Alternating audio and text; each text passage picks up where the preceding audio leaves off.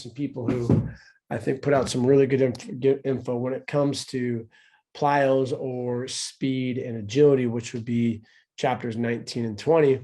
This is actually the guy who's working with Brock's cousin, who's going to be the top 3 draft pick. That's him right there. And so P3 Performance has some great stuff out there. And this is Bull from Taco. That's right. Doing a lot of great stuff. So if you check him out, he has some really great stuff on there. This is Dr. Bobby Esperant.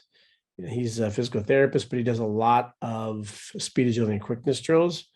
And I really like this one because this would be the definition of what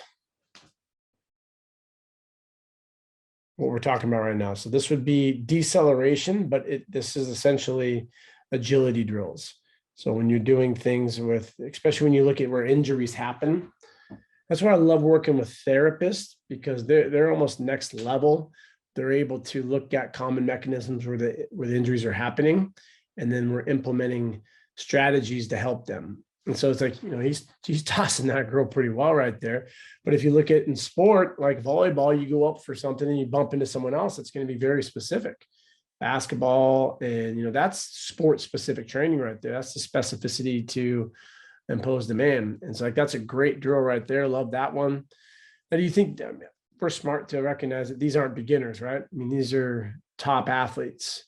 So now if you're working with people who are maybe a little younger, and he had some on here, I think with kids, it's where you want to just take a look at the joints and see where there's vulnerability. So like this exercise right here, I don't know if they call these quote unquote Chinese planks.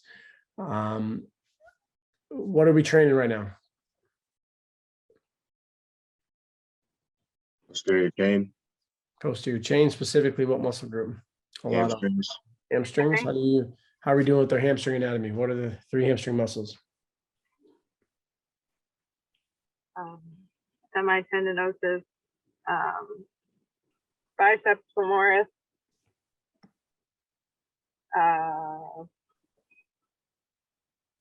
Semitendinosus and it's with an M. Megan? Membranosus. Yeah, so you got the semimembranosus, semitendinosus, and the biceps. And so the hamstring muscles work at 2 joints. What are the 2 joints that they work at? Hip and The knee and hip. good. What do they do at the knee? They flex. Flex. What do they do at the hip? They extend. Good. So remember that a muscle concentrically will only work on one of those, but there is the deceleration aspect. So when you're watching your athlete, and if you notice that during the deceleration, there's acceleration, or if there's movement competency, knowing what that muscle does, you can then identify what is vulnerable, and then you train it. That's the great thing. So maybe you have some athletes you're recovering from injuries. They're prone to hamstrings. These are great right there. Very specific to sprinting.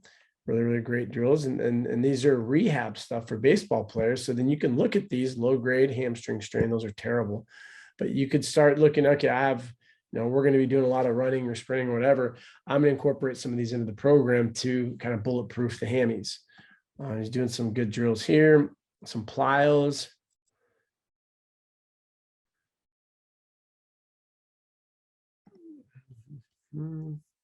Upper body plyos, some more hamstring health right here.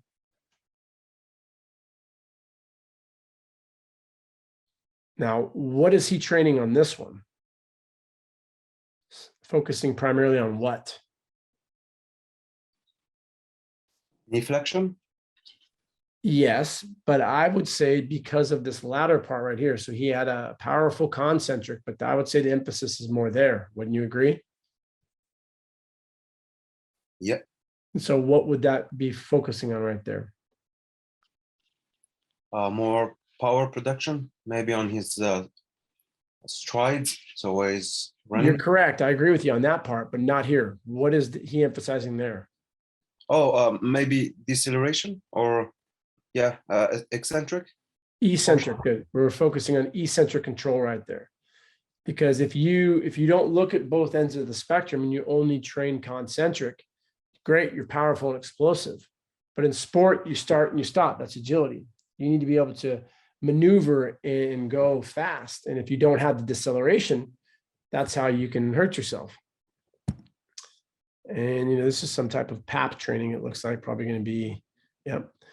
So load into a jump. I mean, that's some complex shit right there. That's impressive. And there's been some studies that have been coming out as of recently looking at knee valgus, and it's not as detrimental as we're making it out to be. It's like, just because you have a little bit of valgus doesn't mean you're gonna die. And so, he has some great stuff, and it's always impressive. I guarantee this guy's gonna be able to do the concentric portion, because these dudes are just freaking badasses. I bet you he's gonna be able to come up. Yeah, that's pretty impressive.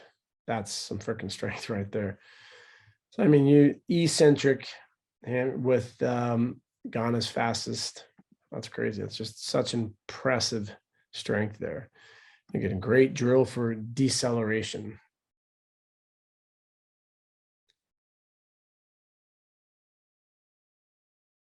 So, Megan, did you do any of this stuff with your therapist? I did some of that stuff, not all of it though. What I was trying to do with you in the wall, I was trying to get you up there, see if you would have worked with me more, you wouldn't have blown out your ACL again. I did I did the one where they have the band around your hip, so it's pulling you back and you have to shuffle out. So I've done that.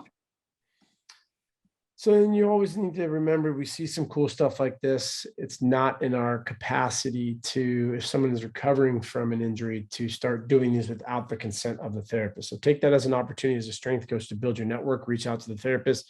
If you found out that this guy was working with one of your athletes, go in there, shadow him, bring him some coffee, bring him some whiskey, whatever, find out what they like, be a fly on the wall, ask great questions at the end. Suggest maybe I can intern one day a week. I'll come in, I'll clean your toilets and just do whatever you want. Just being there will be opportunities to move on up, and they can just start firing you over their athletes. This looks like a pretty good one. So you're pulling someone into valgus.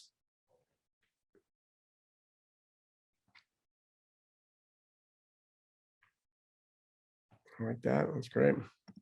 So Bobby has some great stuff. Joey, he works a lot with younger athletes and also D1. But I like just to get you thinking bigger, where it's not only about just one-on-one like he was doing. And so, if you're working with a team and you get access to something like this, now you're working with, some great stuff right here. And this is, I love seeing, kids like this is where I get like envious and jealous. Like, shit, I wish I had this when I was growing up. People that help you train properly with, broad jump stuff. And the kid was jumping with rocks in his feet. But, they're working on the good form, the mechanics, getting some mobility drills in there, strength and conditioning programs. But these are huge opportunities. These are huge money makers, because you get, 15, 20 kids and they're all paying $100 for some program. It can definitely be a great opportunity to get your name out there as well. So it's some great stuff there. These are like probably your FRC stuff, and these mobility drills you're going to see if they really just hold that position for a long period of time. So this is more mobility stuff. They say max intent. What that means is you take the joint and you bring it to the end range, and then you maximize voluntary contraction. So like what they're doing right now is hip flexion. So you don't just lift your leg up, you drive your leg up, you hit 130 degrees, and then you really with intent drive through it to like try to get to 150 degrees, even though it's not possible. But that's a great little drill to do, and love seeing drills like this. I mean, that's pretty impressive for a youngster to be able to do these pistols like that. 7th graders, that's really great strength. And this would be the plyo drill I wanted to show you guys. But doing these, this helps with just taking away some pressure on the knees and just really focusing on being able to get the height there.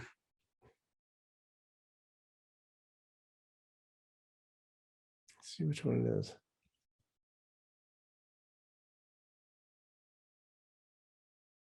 Guessing it's this dude, but yeah, I was right. So I said that one of these guys ran a 10-200 in high school. That's pretty damn impressive. That's flying. It's this guy right over here. He has some hops. whew, he has some spring in him. And then we got Reggie. He has some good stuff here, working with athletes and getting in their sport. One of them, you'll see this drilled a lot for speed, working with triple extension. So you got plantar flexion, knee extension, hip extension. So triple flexion would be hip flexion, knee flexion, ankle dorsiflexion. So you're just taking him through, where was that speed drill that he was doing here? Somewhere right here. No, that's not it. Looking at some of these. Go ahead, Amir.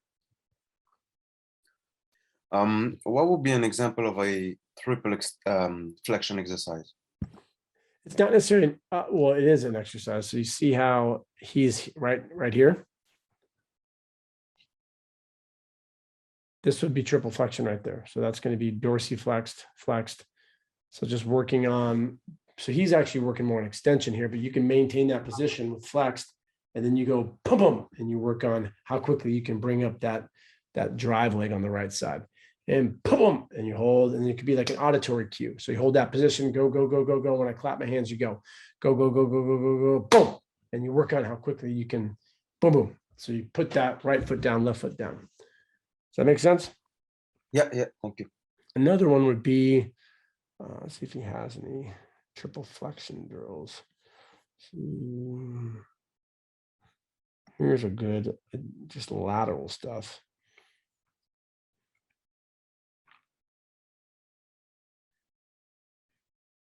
So I think this is important because notice how it says right here, injury.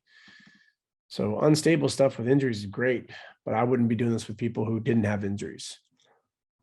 So these would be agility drills because of acceleration, deceleration.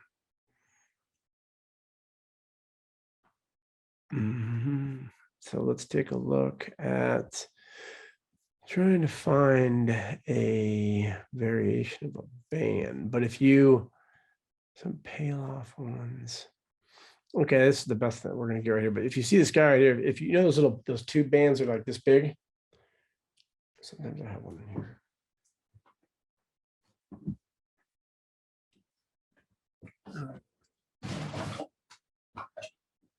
Too much shit all over the place. Don't worry. But just like a band, like about that yay big. You put it on your toes right here in this position, and you can just hold that, and then you come up as fast as you can. So that would be training. That'd be a loaded flexion exercise. And what's the main hip flexor? What's the name of that guy called?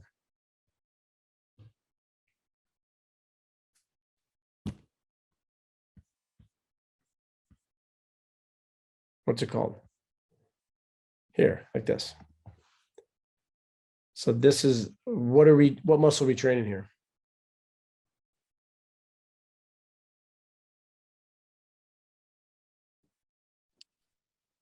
Psoas. Good. Your psoas, your main hip flexor. So all the muscles that would be involved would be your rectus fem, your adductor muscles, your sartorius, gracilis, and so forth. But this is a great loaded hip flexion. So those are just your plyo exercises that are good to do. Into some more. I don't know if have you all done this one much? A variation of this? If you haven't, it's a great drill because you're really training. And notice hand position. It's just you're working with the sprinting. And yes, sprinting is posterior chain, but your flexors are going to be involved at the hip. So doing some drills that will get you then, you're gonna do some sprints there. Yeah. Great little, that could be a warm-up. That could be like a variant you could put as like even like as an accessory on your training days. You could be doing some like a full body, and then after you do legs, and then when you go into an upper body push pull, you could add in this just to complement it because your legs would be resting. And you can also even do it as a B. So you have your squats into this, because this isn't going to fatigue out your squats, because squats would be more hip dominant, which would be your glutes, and that's the antagonistic muscle here. And for speed, if you haven't heard of Lee Taft is literally dubbed the speed guy. He has some of the most world-renowned information when it comes to speed development. any like perform better, any strength and conditioning place you go to, there's certain names, like if they say it, you should think, oh yeah, I just know who it is. Like Pavel, when it comes to the kettlebell, even if you don't know who he is, say you know who it is, just because you don't want to look like an idiot. And Lee Taft, he's the strength dude, and speed guy. So lots of his own certification. He has a lot of cool stuff that he's always working with athletes, and so just really cool drills that you can take. That's not a cool drill, but let's see what he's doing here. So he's working with some drills here who can't access dorsiflexion. Let's see what he got there.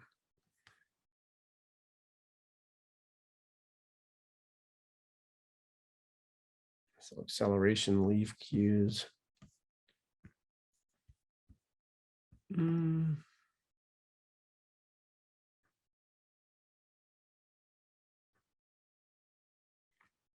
So what type of drill would this be?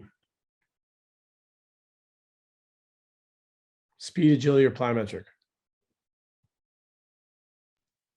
Speed. Now this would be more agility because of the change of direction. Okay. So that's what, so, and you notice how he doesn't go to max speed. So he's not really focusing on speed. So if he were to be, it would be an agility speed drill if he did go boom and then he went for 40 yards max speed. Oh, okay. Because he's not getting to that, that there. So. I've been seeing a lot more of these drills with like band apparatuses. High activation stuff, they call it. I would, let's see, last one, what's this?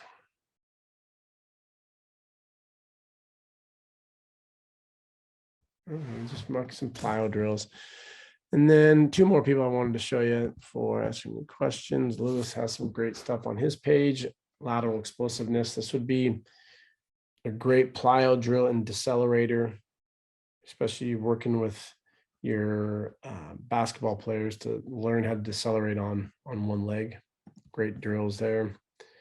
There's another one that I saw, I thought that he had. So this would be another one with a loaded flexion one. This would be working your psoas and your glutes and the abduction. Great little drill there.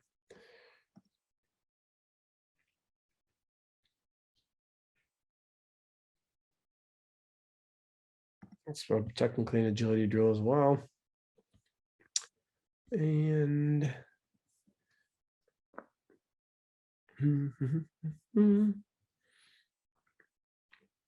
don't forget about upper body. You'll still be doing that.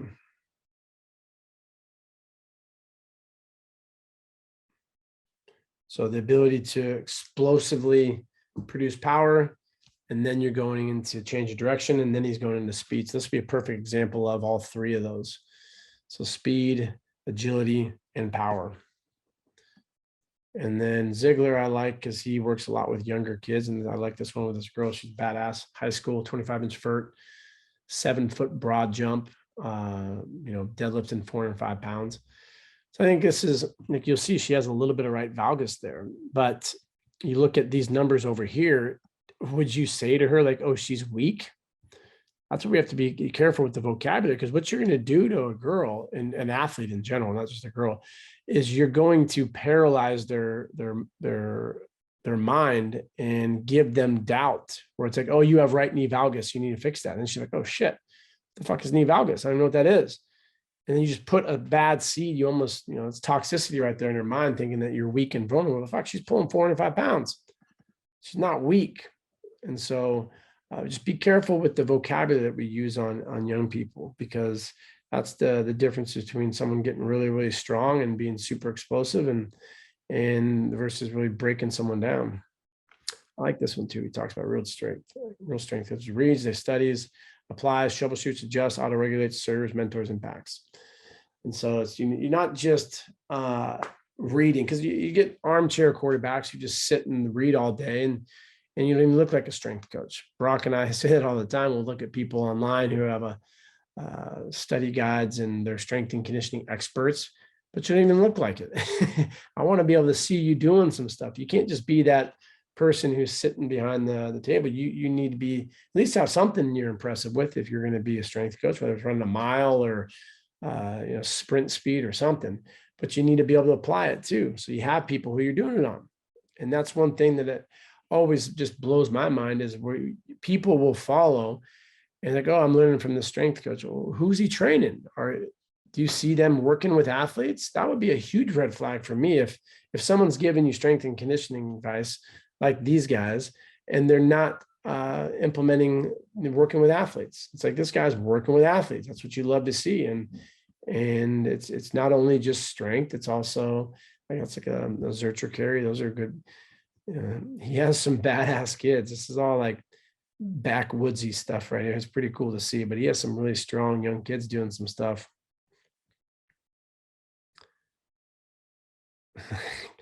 And then he gets him into a Zurcher walk. And he's kind of a rugged dude. Like you'll see some of the stuff he says, like, oh, this guy's not fucking around. But he, a lot of the stuff that he has these, people encouraging strength training. That's what we need more of. So getting her nice and strong. Box squats are a great way to take away the momentum shift. And she's getting nice and strong out of there. Okay, so what are some questions that you all have either about the guide or, like I said, 19 and 20, you're not going to see a ton of questions on. It's more of just your own application and looking at how you're going to start implementing drills and for your athletes you're going to be working with, and get out there and be doing a lot yourself. What are some questions you have?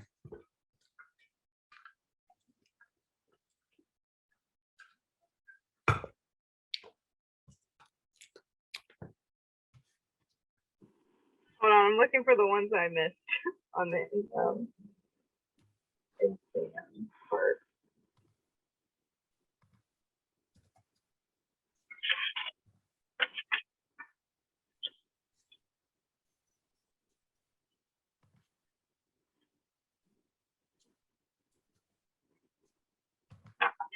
So I missed a couple of the ones, but I think that's just because I need to study the numbers a little bit more on like some of the like charts. But one of the ones I missed was 132, a college baseball player was tested 10 weeks before the start of the season, and then it gives the following results. And I chose speed